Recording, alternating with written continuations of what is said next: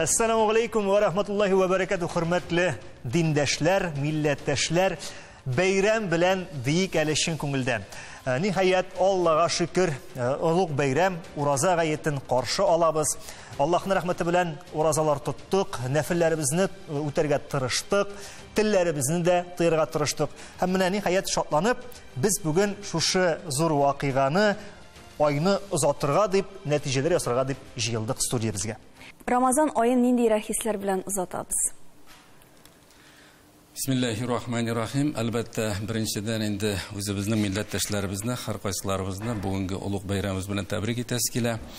Endi mana bugungi kunimizda shulay Ramazon sharif oyina kelgan vaqtimizda albatta endi poklanu, shistарыну, o'z-o'zimizni tarbiyalaw, ya'ni madrasa oyi ekanini bilamiz. Oyi bo'yi biz endi urazalar tutib, shuluq iftar majlislarida qatnashib, endi saharning shulay aning lazzatin tuyib, kuni bo'yi kerakmagan ishlardan tiyilib, ham shuluq vaqtda xalqimiz qarshында da nishikkina bo'lmasin madrasa bo'lg'achdan bizning turli uchrashuvlar bo'lganda da ul o'ngay ta'sir bera turgan uchrashuvlar. Endi bigrakda men aytar edim, ul iftar majlislarini olganda mana turli qatlamdagi shaxslar bilan da shu uchrashuvlarda biz endi o'zimizga foydali darslarni oldirga tirishdik. Albatta tutgan urazalarimizni Alloh taolo hech cheksiz uning ajrini bera turgan bo'lsin. Biz bitindi tigi shaytonlarning bo'g'ovda bo'lgan vaqtda, yashuluq jannatning eshigi ochiq bo'lgan vaqtda mumkin qadar yaxshilik ishlab qolirga. Endi shu ajrlar bilan bizga yasharga nasib bo'lsin endi. İlyas Hazret, mana siz 2 topqir iftar so'zi deb aytdingiz, mi? Bundan 10 yil ilk biz iftar so'zini umuman bilmay edik kibik, ul og'iz ochu edi. Ham tez orada mana bu og'iz ochu iftar populyar iftar so'zini aylandi da qo'ydi. Mana bu kun shig'ish kulturasining yig'intisi, urf-odatlari, kiyimi, so'zlarni nishigra qaraysiz? Mana bu yig'intiga arasında iftarlarga yeshiruvchilarga iftoritet degan shunday atamalar da bera boshladilar. Albatta bu yig'intiga nishi qaraysiz? Sizning masalaga kelganda biz endi o'zimizning og'iz ochu deganda hali hatto tigi eng og'ir vaqtlarda da eng kimida 1-2 kishini jiyib bo'lsa da og'iz ochtira turgan. Mana ul g'adatiy so'z kirib qolgan ekan. Endi hozir nishikkina bo'lmasin, biz bet endi mana siz aytasiz iftar. Ul bet endi G'arabiy so'zni olgan, o'z ishini olgan ekan, uni xalq qabul etgan ekan, u suylamga bizga kelib kirgan ekan, biz ana shulay suylashganda foydalanamiz. U so'zni hozir butunisi anglatirgan bo'la. Biz bitalatiga og'iz ochu degandan da biz anadan jiroq ketmaymiz. U ansında biz har vaqtda foydalanamiz. Allaniga birgina eshitdilar hozir. Hozir bitindi o'quvlar, ya'ni ko'p kishi hozir diniy masalaga bek ig'tibor etdi. Mana men narsadan aytam, madrasa bo'lg'achdan oldan bizda tigi g'odirak kishilar ya bo'lmasa endi tigi nishikkina ulkanroq kishilar madrasalarga kela turgan bo'lsa, hozir alhamdulillah bizning intelligensiya bek tortila, ziyolilarimiz, g'olimlarimiz, shuluq vaqtda ijod ahllari, teatr ahllari, mana bizda 30 kun bo'yi uraza iftari bo'lganda aytasi kela hatto artistlar o'zina bir kun uyushtirdilar. Shuluq teatr ahllari o'zina uyushtirdilar, ziyolilar, hatto qalam ahllari. Mana bu narsani ko'rsata bizning o'sishni ham olg'a borishni. Onlar so'ng bitindi baribir hatto bizning deputatlarimiz bek motor etib va'zlarni so'ydilar.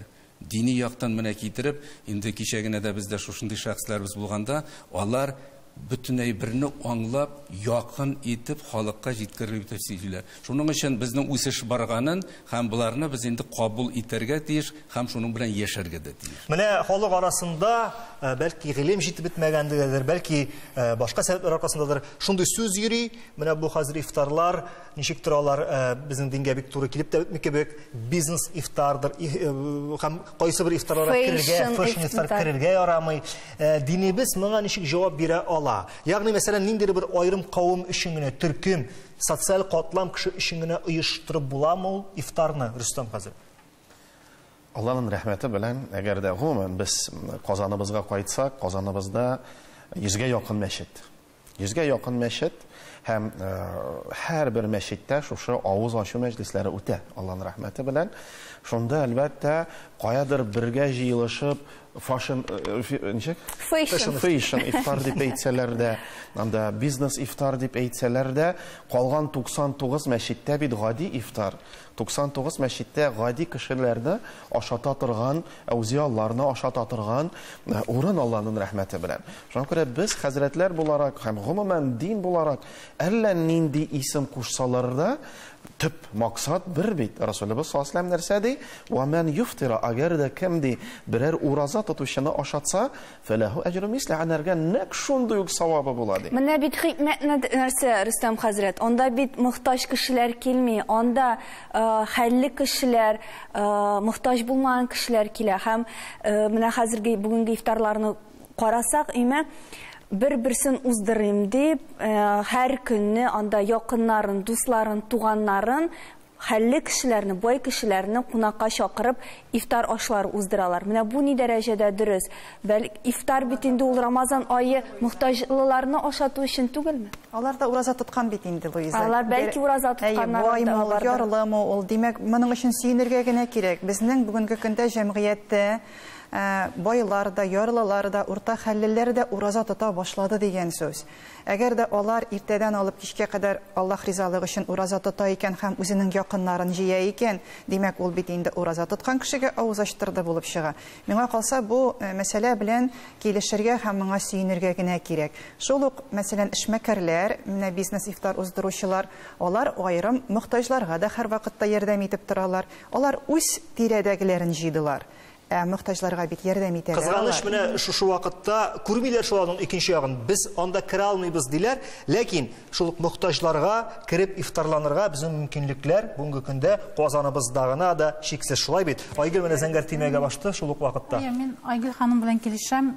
Бүгенге көндә күп кенә яшьләр дә тартыла дингә һәм ифтар сүзе ул заманча сүз булып китсә дә ул нәрсәне күрсәтә. Димәк, бүгенге көндә безнең динебез үсә, димәк аңа яшьләр тартыла, димәк бу безнең җәмгыятькә кирәк һәм нинди генә ифтарлар булмасын, бизнес, фэшн ифтар булсын. Мин үзем мәсәлән фэшн ифтарда катнаштым, бик рәхәтләнеп.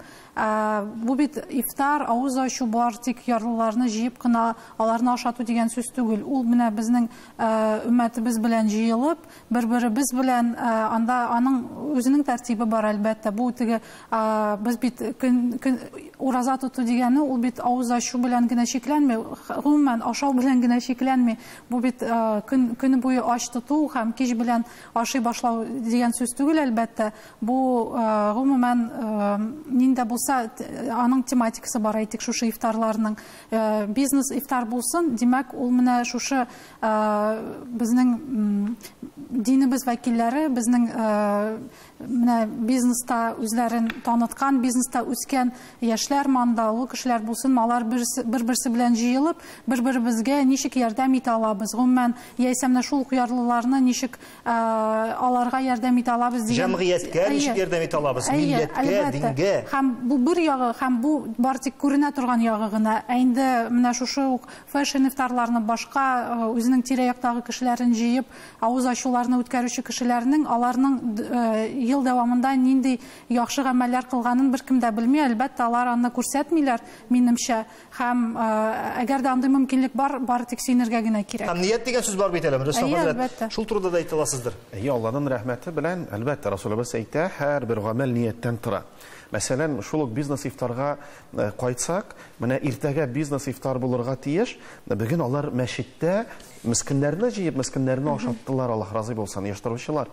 Шуңа күрә менә бу ифтарга керә алмыйм дип, һәм монда күбрәк без пиарга кайтабыздыр. Әлбәттә, бөтен җирдә язалар, ләкин шул ук башка җирләрдә гади ифтарлар, кая мискиннәр дә, гади кешеләр дә керә ала. Шуңа күрә менә ул теге процент рәвешендә карасак, күбрәк язылу сәбәпле, күбрәк хәбәр чыгу сәбәпле, әлбәттә, гади ифтарны, аны, мәсәлән, сезне журналистларны чакырсаң да, ул гади генә ифтар нәрсә без барык, менә фэшн ифтарга барабыз, бизнес ифтарга барабыз.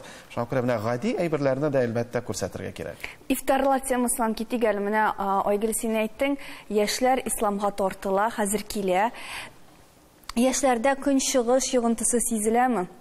Менә әйткәнемчә, Дин белән киемнәрдә, гөреф-гадәтләрдә. көнчыгыш культураның симбиозы дип әйтегез. Чөнки менә хәзерге көндә хатын-кызларда күрергә була киенүдән ничектер шул ук көнчыгыш культурасы һәм безнең дин ничектер бер кешедә күренә кебек. Бармы бу әйбер? Минемчә бар, һәм ул начар түгелме икәнен беркем дә аны турында сөйләшергә тиеш түгелдер дип уйлыйм. Әгәр дә бу бар икән, әгәр дә ул популяр икән, һәм аның әйтик зыяны юк икән безнең җәмгыятькә, ни өчен кермәсен?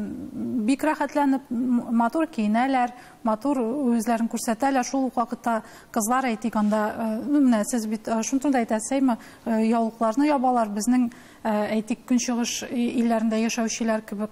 Ләкин аның бит катгый шартлары бар. Менә гаурәт дигән әйбер без моданы инде генә үзгәрсә дә, катгый шартлар алар үзгәрешсез. Ильяс хәзрәт, менә шушы мода керсә дә, аның бит үтәлергә тиешле теге минимум программасы бар бит, әйме? Хатын-кызлар гаурәте очрагында да. Әлбәттә, хатын-кызлар буенча специалистлар монда күбрәк инде. Нәрсә генә дисәк тә мин шуны әйтәсем килә. Менә безнең Татарстаныбызны алганда бу киенү сыйфатын алсак, инде мин үзебезнең мәдрәсә белән дә бәйләп теге шәкертләр, теге милли кием. Милли киемне дә без кырыйга куймыйбыз. Менә сез әйтәсез, һаман башка яктан кергән. Кызганычка каршы ул бездә бар. Бездә күбрәк ул гарәп киемен кияргә, төрек киемен кияргә дә мөмкин. Безнең бит үзебезнең киемебез бар. Biz аны күрсәтә алабыз, biz аны яшерә алмыйбыз. Менә безнең үзебезнең матур чапаннарыбыз бар, үзебезнең матур. Хәзер бит инде аны җитәкчеләр дә кие. Аны хәтта башка милләт әһелләре дә безнең киемне кие. Чөнки безнең татар халкы Европага иң беренче матур кием белән чыккан халыкның берсе дип әйтәсе килә. Шуның өчен ислам ул һәр вакытта шикләнгән рамка белән алып барылган, гаурәт дигән әйбер ул шулай ук шикләнгән, аны без аның чыгып китә алмыйбыз. Шуның өчен мусульман кешесен күрүгә иң беренче аның нинди дәрәҗәдә икәнен күрәсең ул киенешеннән үк. Эшке халатын инде аннарсы сөйләшкәндә аның гамәленнән белергә була. Ләкин дә без монага игътибарсыз калдыра алмыйбыз, ул киләчәктә дә шулай бара торган була инде. Кием мәсьәләсендә мин шуны әйтәсе килгән. Кием мәсьәләсеннән гамәлләргә күчәр, без саваплы эшләр турында рекламадан соң.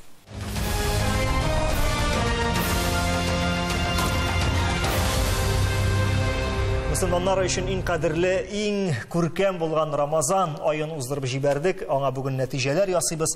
Нәтиҗәләр ясый һәрбер кеше үзе дә. Һәм бик күп кешеләр шушы айда саваплы гамәлләр, садакалар, һәм хәтта бик матур инде тагы бер традиция, зәкатын да шушы айда түләргә тырыша, чөнки без беләбез, арттырылып кабул ителер ди. Менә нинди статистика бар башка еллар белән, тенденция белән чагыштырганда, Булат хәзрәт, кешеләрнең хәле яхшырдымы, кешеләр зәкат дигән, менә шушы безнең иманыбызның төп бер шартына инде ничек карый башладылар? Зәкатларын бирәләрме?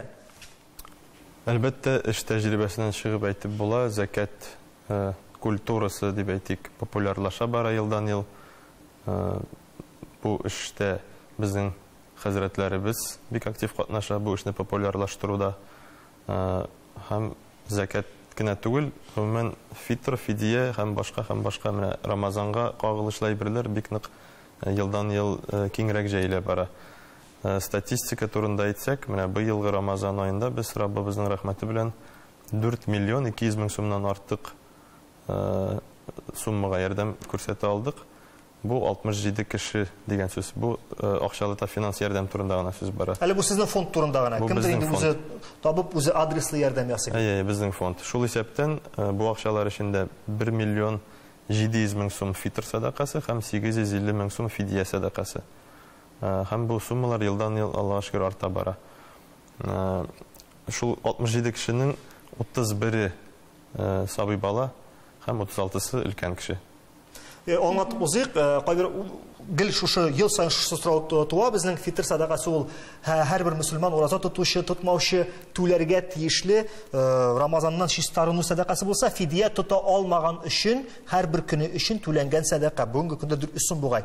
Менә Рөстәм хәзрәт, сезгә сорау. Рамазан бетте дә, эшебезне кылып куйдык дигән сүз түгел. Аның ниндидер үтәлеп бетерергә тиешле Рамазан соңгы көннәрендә һәм Рамазаннан соң да үтәргә тиешле гамәлләр дә бар бит. Нинди гамәлләр ул? Шул ук менә фидиядән санап, бәлки тотылмаган уразаларны ничек кайтарырга була, шуны тәртибен әйтеп узсагыз иде. Рамазанның бәлки әҗәтләре бардыр. Алланың рәхмәте белән Расулыбыз безгә искә төшерә. Менә без бит тырыштык, ай буе ураза тоттык, изгелек кылдык. Һәм ул кабулмы, юкмы, беренчедән без белмибез. Шуңа күрә Пәйгамбәрбез искә төшерә, ураза кабул булса, аның тәэсире бар. Менә ничек без үзебезне уразада тоттык, ятим мискиннәргә булыштык, әмма хәлсез кешеләргә булыштык. Нәк шулай ук дәвам итәргә кирәк. Бу беренчедән. Икенчедән, әгәр дә без ураза дәвамында, мәсәлән, ширләп берничә көн калдырган идек, менә хәзер Шәввал ае башланды Аллаһның рәхмәте белән, шушында без шушы уразаны калган көннәрен тотып битерик Аллаһка тапшырып. Әгәр дә ки, хәзрәт, мин менә бит гаеткә хәтле фитра садакасын бирә алмадым, нишлим микән? Расулыбыз әйтә, аны барыбер биргә кирәк, ләкин ул гади садака булып саналыр. Шуңа күрә ул бездән чыксын. Аллаһ Тәгалә сорау биргәч, нишләп син бирмәдең? Я Раббым, вакытым җитмәде, менә сынрак булса да, аны бирдем. Әгәр дә ширле кеше икән, тота алмый, нитә алмый, карт, һәм бәлки берәр шир бар, качан ураза тотарга ярамас, ул вакытта әлбәттә ул ашатырга тиеш. Менә ничек сез әйттегез, көненә ашау, менә 2 тапкыр ашар өчен безнең гуләмәләр шурасы, казыйларыбыз шурасы дини нәзарәте тарафыннан 400 сум дип тәшкил итә дип әйткән иде. Шуны хәл итеп бетерсеннәр һәм Аллаһ Тәгалә иншалла тоткан уразаларыбызны кабул кылсын. Иң мөһиме шул. Әле менә Шәввал ае килә дидек, шуннан да тагын бер күркәм һәм һәрбер мөселман омтылучы тагын 6 көн уразабыз бар бит инде Иләс хәзрәт. Аның да фазиләтләре турында әйтеп булсагыз иде. Әлбәттә, менә Рамазан шәриф аеннан соң инде безнең Шәввал ае килә. Шәввал аенда 6 көн ураза тоту. Монда Пәйгамбәрбез саллаллаһу алейхи ва сәлләмнең хәдис шәрифенә килгән вакытыбызда менә шул 6 көн ураза тоткан кеше елы буе ураза тотканның әҗрен алыр ди. Әмма ләкин шунысы бар. Менә Рамазанда ураза тоту җиңел. Менә Шәввал аена кергәчтән менә шул 6 көнне тотарга ничектер авыррак була башлый. Әйе. Аны берәүләр инде бер көн тота да, икенче көнне калдыра, өченче көнне тагын керәм әле дип, һаман үзеңне шулай алдалап та бара торган вакыйгаларга килеп чыгасың. Ләкин дә инде бигрәк тә хәерле аны Рамазаннан соң менә шулай рәттән тотсаң тагын да ибәтрәк. Инде кемнең мөмкинчелеге була, инде ул Шәввалның ахырына хәлек шул 6 көн тотса, шушы әҗр савапка ия була торган була. Ильяс хәзрәт, менә гомумән Рамазанга караш нинди булырга тиеш? Ул бит инде җиңел айлардан түгел. Беренчедән ураза, да оч торасың, телеңне тыю турында әйтеп. Анысы хатыгызлар өчен айрыша авыр. Әйе, анысы бигрәк тә авыр. Аннан соң тәравих намазлары һәм башкалары. Менә караш нинди булырга тиеш? Бик җиңел, бик рәхәт дип әйтү дөресме, я булмаса аның ниндидер авыр нокталарында әйтеп тору кирәкме? Ничегрәк? Әлбәттә, менә шуны әйтәсе килә.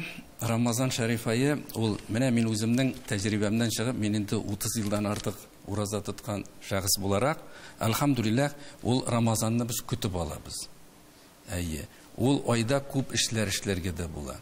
Бигрәк тә менә без әле бүген закат турында сөйләп киттек. Ул бит әле 30 ел элек булмаганны, шушы Рамазан аенда ул күтәрелгән, шушы хәерле эшне эшләргә кешегә таләп итә торган, аны этәргеч ясый торган, башкаларга үрнәк бирә торган. Менә шушында күпме кешегә ярдәм турында сөйли. Әле бит әле без белмәгәннәре күпме. Күп кеше бит аны күрсәтмичән дә эшли. Әйе, шуның өчен бәлки менә бу мәсьәләдә кешене тәрбияләү өчен менә 1 ай, 12 айның 1 аен куйгачтан кеше инде ул үзеннән үзе әкренләп керә торган була. Шуның өчен дә мин авырлык мәсьәләсендә әлбәттә беренче елны булырга мөмкин. Кеше ул бер көн ураза тотса да, ул куана, сөенә, тоттым әле, бик авыр булды дисә дә, ул үзе сөенә. Нишләп сөенәсең? Ул бит аның рәхәтлеген сизә. Менә шуның өчендә безнең халык хәзер инде яшьләребез бик күп ураза тоталар. Алар бөтенесе шушы үрнәккә килеп, сабырлык белән алып барганда, иншалла без әҗергә дә ия булабыз. Рамазан изге гамәлләр ае хәйрия марафоны, шулай ук нурлы Рамазан бәйгесе күркәм рәвештә безнең бит инде шушы айда башкарылды. Нәтиҗәләр ниндирәк? Айгөл ханым. Әйе, менә 2нче ел Рамазан аенда без нурлы Рамазан дип аталган тышкы биналарның тышкы ягын бизәү буенча республика күләм бәйге игълан иткән идек. 2нче ел үтеп китте һәм менә без инде сөенеп нәтиҗәләр турында да әйтә алабыз. Узган ел Казан шәһәрендә булган төрле оешмалар активрак булган булса, быел инде безнең республикабыз районнарында урнашкан йорт хуҗалары бик активлашып китте. 50-дән артык без эш кабул иттек. Шуның 28-е районнардан килгән йортлар иде. Бик айырып әйтәсебез килә Яшел Үзән районын, Кукмара районын, мөслимнәрне, ягъни менә халык узган ел әллә белеп җиткермәде, быел менә шул кадәр матур итеп йортларны бизәделәр. Һәм инде мәчетләр бик матур бул итеп үзләренә дәшеп тордылар. Безнең бәйгенең максаты ул мөселман булмаган кешеләргә дә, нинди генә төбәктә яшәсә дә, мөселман булмаган кешеләргә дә шушы Рамазан рухын тарату, Рамазан турында сөйләү иде. Менә Аллага шөкер, быел инде районнар шулай безнең бик актив булдылар һәм хаҗга юллама белән безнең шулай ук Кукмара районыннан бер йорт лайык булды. Ни өчен йорт лайык булды дип әйтәм? Чөнки фаҗига чыга йортлары яна бер гаиләнең, яшь гаилә, аларга үзенең Кукмараның бер авылындагы йортын биреп тора апабыз. Һәм шушы йортка вакытлыча кирип торган яшь гаилә шушы бәйге турында ишетә дә, шундый матур итеп йортны бизәп куя. Һәм үзләренә инде шулай сүз бирәләр. Әгәр дә безнең менә бәйгегә биргән заявкабыз җиңеп чыга икән, без путевканы бирәбез йорт хуҗасына дип. Һәм менә республика күләм ифтары көнне без шушы сертификатны тапшырдык. Бу апага әйтмәгәннәр, шундый сертификат белән бүләкләнәчәген. Мәйтәм, хәзер апа сәхнәгә чыккач аңын югалтып егылса, нишлисез, нигә мәйтәм әйтмисез. Менә шундый бүләк ясадылар инде, шундый менә көтелмәгән бүләк, аның өчен инде Аллага шөкер егылмады да, җылады җылавын. Инде Аллаһ Тәгалә менә аңа шулай хаҗ сәфәрләренә барып кайтырга насыйп итсен. Бик телибез менә шушы конкурсның яңа ел алдыннан ничек биналар бизәлә, менә шундый дәрәҗәгә ирешүен. Чөнки яңа ел алдыннан мин Казан шәһәре буйлап йөрим, фотоларны төшереп җибәрәм оештыру комитетына. Менә шулай бизәсеннәр иде безнең Рамазанда да. Менә шушы агачларны сорап алып булмас микән бу оешмадан? Күчереп куярга аннары соң безнең башка оешмаларга Рамазан аенда дип. Менә шундый изге ният белән башланган һәм мөфтинең бит инде ул бик зур теләге иде. Хәтта ул безгә кая барса да менә Рамазанда ничек бизиләр, шулай фотоларны җибәрә иде. Карагыз, менә шулай эшләргә була, булай эшләргә була дип. Безнең уйлавыбызча менә бу бәйге инде алга таба тагын да киңрәк масштаб алып, бик күркәм бәйгегә әйләнеп китәр әле. Шулай булыр да, иншалла, чөнки җәмгыятьтә дә күрәбез, Рамазан аеның кадере ул елдан ел арта. Әмма тагын бер шундый, бәлки ресурс. Карагыз, менә хәзер Рамазанда сез телгә алган артистлар да, журналистлар да, медиа шәхесләр да, алар дини тормыш алып бармаганнар да тәравих намазларына бардылар, анда ифтарлар да үткәрделәр, уразаларын да тоттылар. Әмма хәзер Рамазан битте, һәм татарчалатып әйтсәк, расслабиться можно дигән әйбер хәзер кире әйләнеп кайтачак. Менә ничек җәмгыятькә, гомумән кешеләргә моны аңлатырга икән, Рамазан белән генә шикләнми бит менә бу дини тормыш. Һәм бу күренешкә бер кадәр бәя бирсәк буладыр инде, калса, үзләре дә карыйлар, үзләре дә тыңлап торалар. Юк, барыбер нәрсә дип әйтергә кирәк. Кешенең бит инде калби ягына без тышкы як белән күрсәк тә, эчке ягына кирә алмыйбыз. Әмма ләкин Рамазанның тәэсире аны көн сайын искә төшереп тора торган була. Әгәр дә кеше үзенең гунахын, начарлык эшлим дигәндә дә, ул барыбер аны истә тота. Уларның моның хата икәнен белә, моның зәгыйфлек эшләгәнен күрә, һәм дә барыбер тыелырга тырыша. Шуның өчен дә Рамазан шәриф аеның бер ай буе без тотканбыз икән уразаларыбыз, ниме? Ул кешегә тәэсир итмичә калмый. Ул хәтта менә үз аркылы үзенең хәләл җифетенә, я балаларына, я оныкларына менә ул тәэсир бара икән, аның бит нәтиҗәсе дигән сүз. Безгә менә ансы да бик мөһим мәсьәләләрнең берсе. Әлбәттә, һәрбер кеше үзе өчен үзе җавап бирә торган була. Менә соңгы сорауны Айгөл сезгә бирим әле. Чөнки дин әһелләренә бу сорауны бирсәм, хәзер җавапны мин инде нинди булачагын аңлыйм. Сезнең очракта менә нинди тәэсирләр калды әлеге айдан һәм ниндидер рухи тәэсирләр, бәлки еллап тенденция кайда таба бара? Минемчә, Рамазан аенда шөпшенлап Аллаһ Тәгаләгә гыйбадәт кылган кешенең тәэсире калачак ел дәвамына һәм киләсе Рамазанга кадәр аның тәэсире булыр һичшиксез. Бүген дә дуслар белән иртән шушы бәйрәмне җыелып каршы алдык.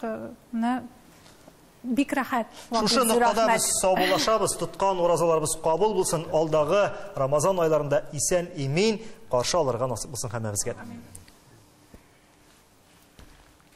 Булды? Тәмам, менә шулай Рамазан